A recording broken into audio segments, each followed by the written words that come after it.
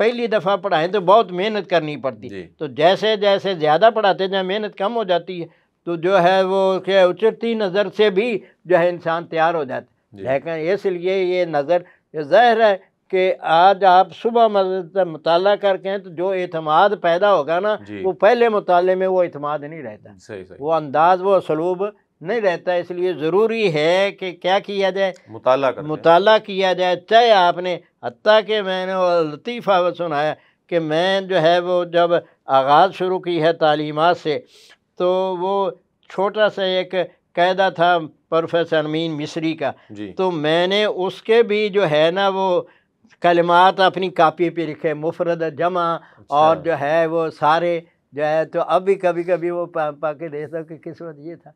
तो ये क्या है, तो आदमी को काम पूरी मेहनत के साथ करना चाहिए। और ये तलबा का हक भी है कि उनको सही मालूमात दी जाएं और ऐसे ही उनको टरखाया ना जाए।